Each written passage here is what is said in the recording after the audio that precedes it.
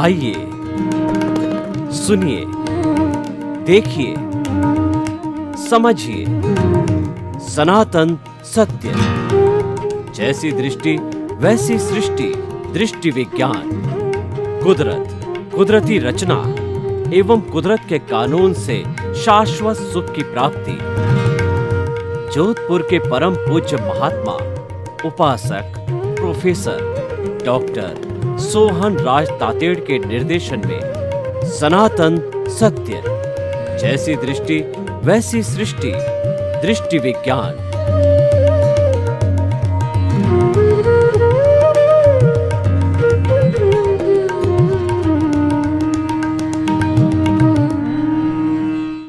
भाई और बहनों, आज का हमारा अति सुंदर अति उत्तम विषय है कि जड़ की संगत और चेतन की संगत।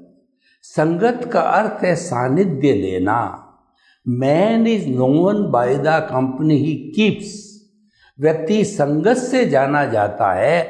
अगर आप किसी भले इंसान के पास में बैठे हो, सज्जन व्यक्ति के पास बैठे हो, तो कोई बाहर वाला व्यक्ति आपका जजमेंट करेगा कि आप भी अच्छे सज्जन व्यक्ति हो, क्योंकि जिस व्यक्ति के पास बैठे हो वह रेपुटेड व्यक्ति है, उसकी संगत ले रहे हो। इसके विरुद्ध में आप किसी पियक्कड़ या किसी जुआरी के पास में बैठे हो, अय्यासी के पास में बैठे हो, तो लोग ये अंदाज़ा लगाएंगे कि आप भी ऐसे ही हो, क्योंकि आप उसकी संगत ले रहे हो। इसीलिए हमें संगत का बहुत ध्यान रखना चाहिए और संगत के अनुसार ही हमारा जीवन बनता है, हमारा चरित्र बनता है। और चरित्र का मुख्य जो आधार संगत है। जो छोटे बच्चे होते हैं वो माता पिता की संगत करते हैं, माता पिता की कॉपी करते हैं।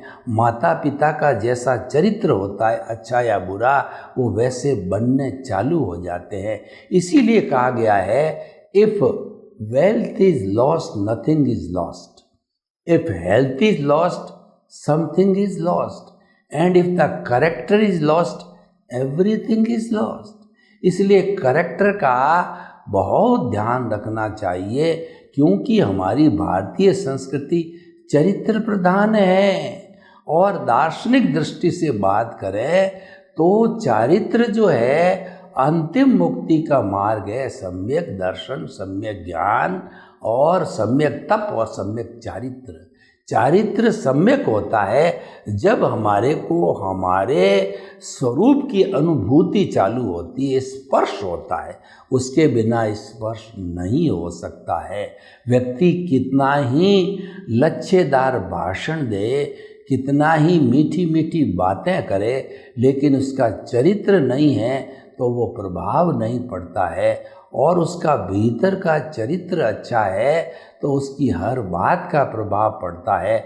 और ऐसा कहा भी गया है, जो मन वचन काया की शुद्धि रखते हैं उनके वचन सिद्ध होते हैं।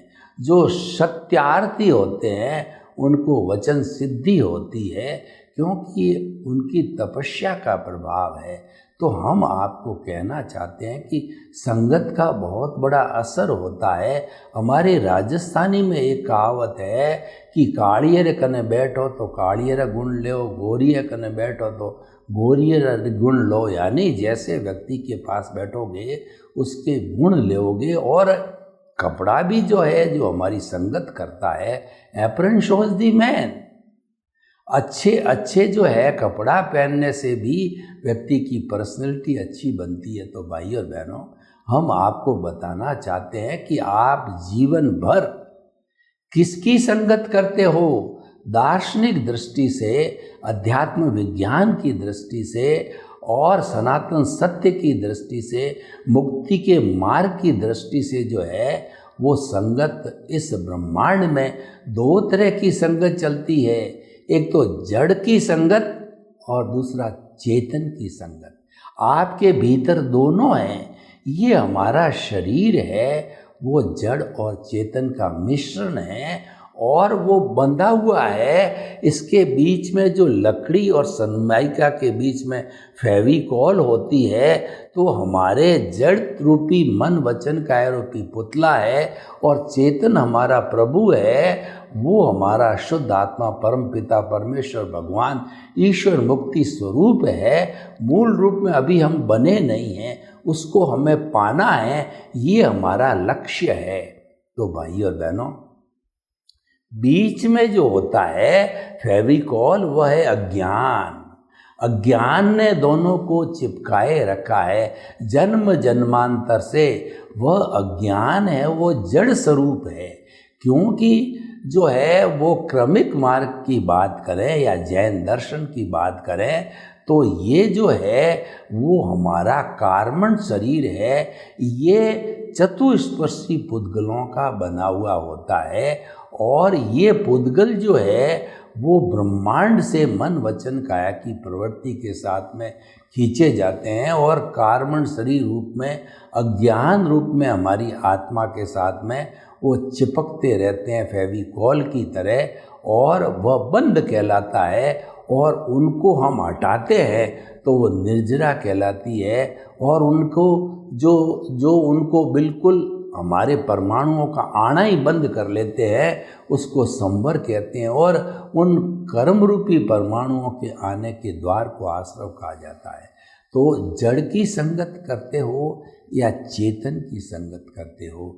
जड़ की चेतन का अर्थ हो गया देहाध्यास, यानी कि अगर हम एक प्रकार से जो है वो एक सर्कल खींचें, तो उसका जो केंद्र है उससे परिधि खींची जाएगी।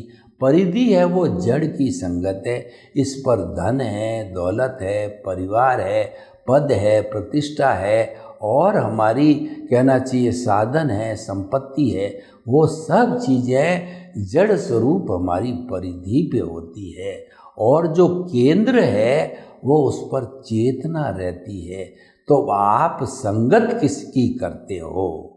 आप परिधि की संगत में रहते हो या जो आप चेतन की संगत में रहते हो?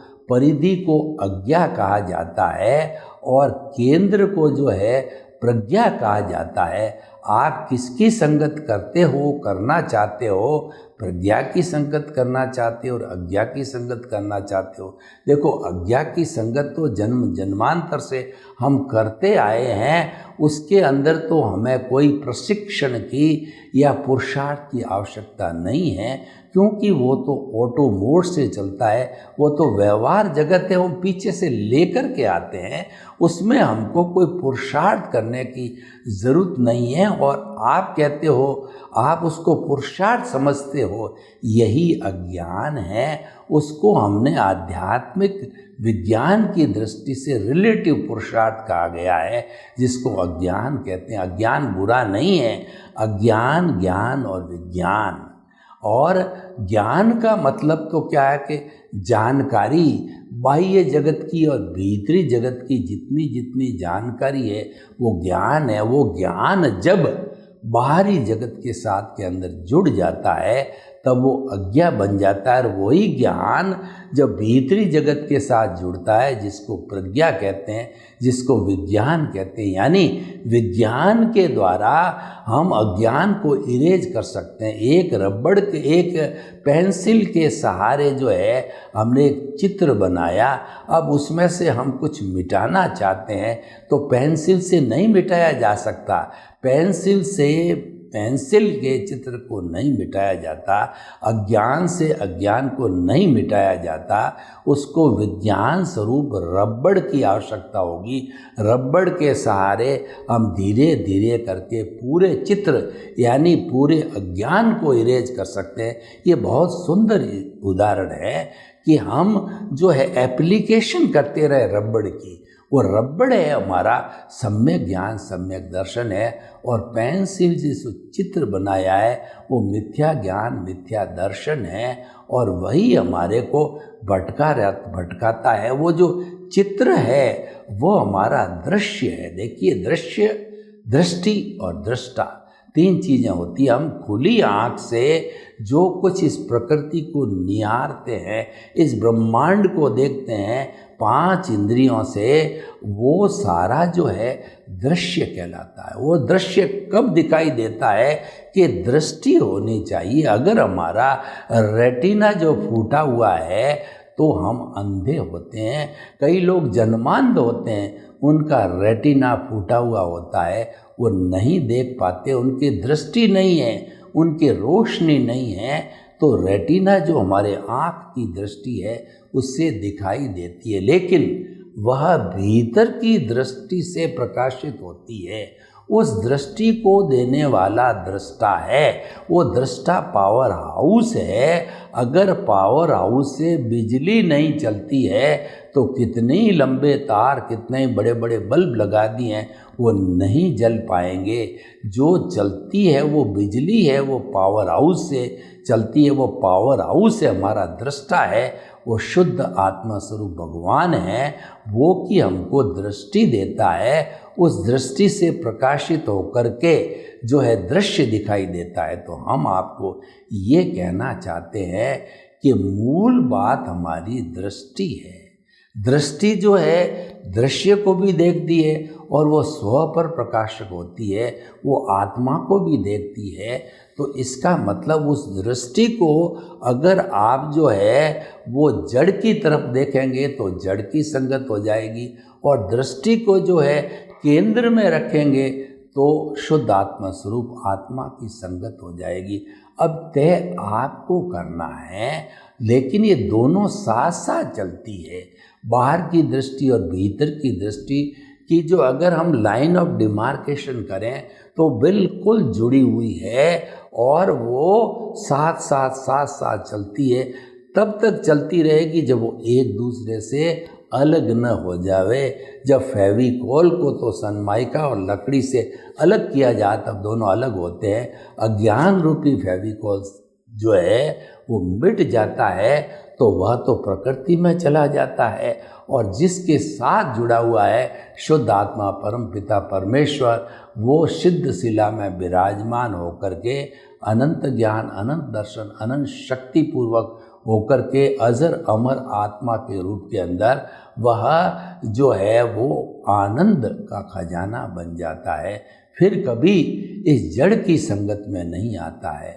तो भाइयों और बहनों, जड़ की संगत का अर्थ देहाध्यास है, यानी जन्म से मृत्यु तक हम पांच इंद्रियों के सुख को भोगते रहते हैं और उसी में सुख मानते हैं, परंतु दार्शनिक दृष्टि से वो सुखाभास है, सुख का आभास है।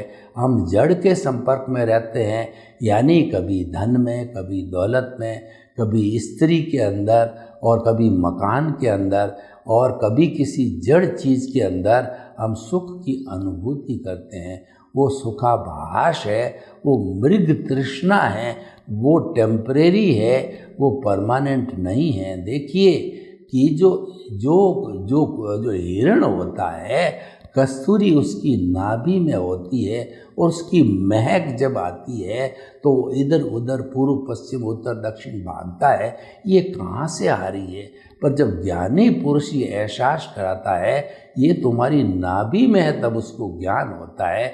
उसके पहले उसको मृग तृष्णा होती है, और वही मृग जब एकदम प्यासा होता है गर्मी के दिनों में, सामने ताल में देखता है कि सूर्य के रिफ्रैक्शन से ऐसा लगता है कि वो पानी है, और फिर वो वहाँ पर भागता है, उस जगह पहुँच करके देखता है कि पानी नहीं, ये मृग तृष्णा है। हम भी वैसे ही कर रहे हैं। ये जितना जड़ के अंदर हम सुख भुगतते हैं, ये मृग तृष्णा है, क्योंकि सुख वास्तव में हमारे प्रभु, हमारी आत्मा का जो है वो गुण है, लक्षण है, और वो भीतर विराजमान है। तो कहने का अर्थ ये कि आप आनंद की खोज बाहर कर रहे हो, वो ठीक उस बुढ़िया की तरह है। एक बुढ़िया के झोंपड़ी के अंदर उसकी सुई घूम गई, झोंपड़ी में अंधेरा था, और बाहर जो म्यूनिसिपैलिटी की लाइट थी, बाहर आकर के वो देखने लगी तो एक युवक आया कि माई माई क्या ढूंढ रही हो? मेरी सुई गुम गई ढूंढ रही हूँ। तो कहाँ गुमी माई? कि मेरी झोंपड़ी में गुमी। तो यहाँ क्यों देख रही हो? कि यहाँ पर लाइट है इसीलिए देख रही हूँ। तो हम भी वैसा ही करते हैं कि सारी चीज़ें बाहर खोजते हैं और वही जड़ की संगत है, यानी बाहरी जड़ पदार्थों के अंदर जो कि नाशवान है, जो कि गलन मिलन धर्मा है, जो कि अवस्था से जुड़ा हुआ है, जो कि हमारे भुगतान से जुड़ा हुआ है, हमारे हिसाब से जुड़ा हुआ है, हमारे उदय और प्रारब्ध से जुड़ा हुआ है, हमारे लेने देने से जुड़ा हुआ है, उसके अंदर लुप्त हो जाते हैं। और जीवन नहीं, जन्म जन्मांतर से हम ऐसा करते आ रहे हैं। तो ऐसा करते रहने से हमारी कॉजल बॉडी, कार्बन शरीर, लिंग शरीर, अज्ञान पुष्ट होता रहता है और विज्ञान जो है बेचारा शिथिल होता रहता है। हमें विज्ञान को पुष्ट करना है, अज्ञान को शिथिल करना है। और विज्ञान पुष्ट कब होगा? जब हम चेतन की संगत करेंगे। चेतन की संगत का मतलब केंद्र में रहेंगे। हम जो है वो बहिरात्मा से अंतरात्मा बनेंगे।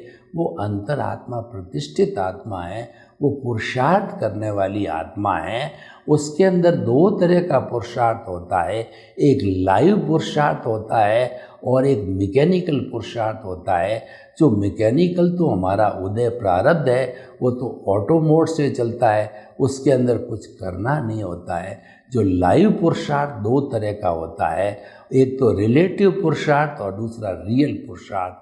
रिलेटिव पुरुषार्थ जो होता है वो जड़ की संगत से होता है और रियल पुरुषार्थ होता है वो चेतन की संगत में रहता है। यानी हम अगर चेतन के पाले में रहते हैं, चेतन की भजना करें, चेतन के गुणों को याद करें और चेतन से वार्तालाप करें और चेतन चेतन का ही करते रहें, तो हमारे को जो कुछ भी कोड चढ़ेगा कर्मों का, वह मोक्ष के लायक और सहायक पुण्य मिलेगा, वो हमें मुक्ति की ओर ले जाएगा।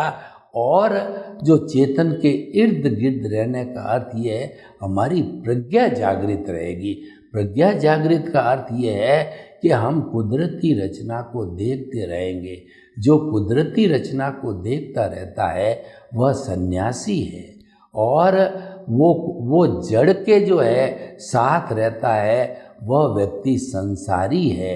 बिल्कुल सीधी डेफिनेशन है। कुदरती रचना देखना संसारी है और देहाध्यास में कुदरती रचना देखना संन्यास है और देहाध्यास में रहना संसारी जीवन है। तो आपको तय करना है कि आपको किसकी संगत करनी है। हम तो यही चाहेंगे, आपको शाश्वत सुख की प्राप्ति करनी हो तो आप चेतन की संगत में रहिए, चेतन के पाले में रहिए।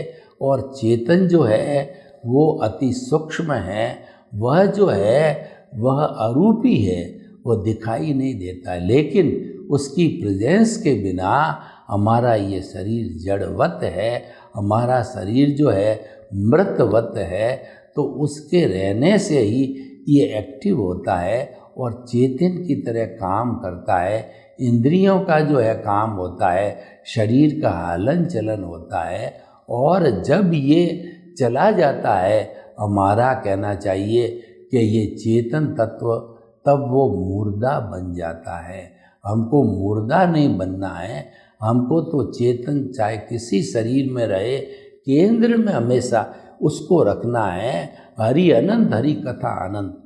आप किसी भी जन्म के अंदर जाइए, केंद्र के अंदर चेतन को रखिए और भीतर विराजमान शुद्ध आत्मा भगवान या वर्तमान के हमारे सिमंदर स्वामी भगवान तीर्थंकर है, उससे प्रतिदिन ये भाव डालते रहिए, प्रार्थना करते रहिए कि मुझे मुक्ति जाना है, मुझे शाश्वत सुख को प्राप्त करना है, मुझे आपके चरणों में जगह दो। और आपके चरणों में महाविदय में जगह नहीं है तो भरत क्षेत्र में मेरे को सिर्फ मानव जीवन मिले, क्योंकि मनुष्य ही एक ऐसा प्राणी है जो कि चेतन की संगत में रह सकता है। अन्य प्राणी देहाध्यास करते हैं। तो इसीलिए मानव जीवन एक दुर्लभ जीवन है और इसको तो हमारी जो वैदिक परंपरा ने उसको इतना दुर्लभ बताया है कि 8 भव निरंतर सुकृत करते रहो, तब जाके 9वां भव मनुष्य जीवन मिलता है। और इसमें कोई कोताही बरत दी तो आप जो है वह मनुष्य जन्म नहीं पा सकते हो। और उसके बाद अगर आप मिस हो गए तो 99 जन्मों के बाद के अंदर आपको मनुष्य जन्म मिलेगा। और उसमें भी कोई कोताही बरती गई तो 999 जन्मों के बाद में मनुष्य जन्म मिलेगा। तो भाइयों और बहनों, हम आपको बताना चाहते हैं कि आप चेतन के पाले में रहना चाहते हो तो आप हमेशा जो है वह जो कुछ भी जन्म से मृत्यु तक मन वचन काया की क्रिया होती है उसको कुदरती रचना देखते रहो। ये कहा गया है कि मन वचन काया तथा उससे जुड़ी हुई हर अवस्था मात्र कुदरती रचना है, उसको देखते रहो, देखते रहो, देखते रहो। और जो ही आपने उसमें रिएक्शन किया, यानी कि रिएक्शन का अर्थ यह है कि आप तन्मयाकार हो गए। तन्मयाकार होकर के आप देहाध्यास से जुड़ गए, आप मन वचन काया से जुड़ गए, आप अज्ञान से जुड़ गए। तो अज्ञान से अज्ञान मल्टीप्लाई होगा और आप प्रतिक्रिया नहीं करी तो there will be no causes. इसका मतलब आप केंद्र के साथ हो और केंद्र के साथ रहते ही विज्ञान की एप्लीकेशन चालू हो जाती है। विज्ञान है सम्यक ज्ञान, सम्यक दर्शन है। हमारा जो अज्ञान बना हुआ है वो मिथ्या ज्ञान, मिथ्या दर्शन और मोहनीय कर्म से बंधा हुआ है। और चौथा अंतराय कर्म है। ये तीनों कर्म शुद्ध हो जाते हैं, टूट जाते हैं तो अंतराय ऑटोमेटिक टूट जाती है। जैसे कि ज्ञानावर्णीय टूटा, उसकी अंतराय टूटने से ज्ञानावर्णीय टूटता है। दर्शनावर्णीय की अंतराय टूटने से दर्शनावर्णीय टूट रहा है। मोहनीय की अंतराय टूटने से मोहनीय कर्म टूटता है। जब तीनों टूट जाते हैं तो चौथे का अस्तित्व नहीं रहता है, वह भी टूट जाता है। ये तो तीनों की हाजिरी के साथ ही अंतराय कर्म रहता है। तो भाइयों और बहनों, हमें जो अज्ञान को तोड़ना है तो सबसे पहले मोहनीय कर्म जो है वो हमारा दर्शन मोहनीय है। इसका अर्थ ये है कि अनंतानुबंधी जो हमारा कषाय है उससे मोहनीय कर्म जो है दर्शन मोहनीय पैदा होता है। और जब तक हम उस दर्शना मोहनीय को समाप्त नहीं करेंगे तभी कर्म बंधन रुक नहीं सकता है। तो उसको जो है वो ज्ञानी पुरुष की मदद की सहायता से और हमारी केंद्र में आत्मा की सहायता से पुण्योदय से उसको जो है समाप्त करके हमको no ownership, no doership, no blame, no claim की स्थिति में रह करके और जो उसको समाप्त करना है। तो भाइयों और बहनों, हम आपको बताना चाहते हैं कि आप निर्णय करो, आप लक्ष्य बनाओ कि किसकी संगत में रहना है। अगर आपने लक्ष्य बनाया कि मुझे चेतन की संगत में रहना है तो ये लक्ष्य भव भवान्तर में साथ चलते रहेगा। यानी कि हमारा डेवलप्ड ज्ञान दर्शन है वो कैरी फॉरवर्ड होगा। और आपने लक्ष्य बनाया कि नहीं मुझे अज्ञा की संगत में रहना है, जड़ की संगत में रहना है, अज्ञान की संगत में रहना है, तो जन्म जन्मांतर से वो तो चला ही आ रहा है, उसमें कोई नई बात नहीं है। यानी कि जड़ की संगत तो हमारे पहचानी हुई है जन्म जन्मांतर से। ये जितने भी सत्संग कराई जाती है, जितने भी धार्मिक ग्रंथ है और जितनी भी धार्मिक क्रियाएं होती है, उन सब का लक्ष्य एक ही है, मैं कौन हूँ इसकी अनुभूति कराना। क्योंकि हम जो है वो देहाध्यास में जन्म जन्मांतर से जो है वो घूमते आ रहे हैं और कभी हमने ये प्रयत्न नहीं किया आखिर मेरा स्वरूप क्या है।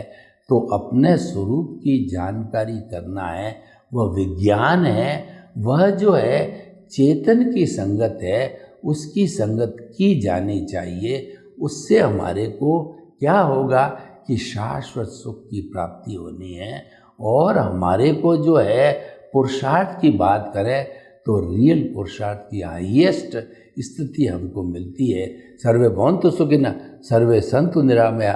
लोग के जीवों को सुख मिले, शांति मिले, आनंद मिले, प्रेम मिले, सौहार्द मिले और हम सभी चेतन की संगत में रहें, ऐसा पुरुषार्थ करें। आपके प्रति मंगल।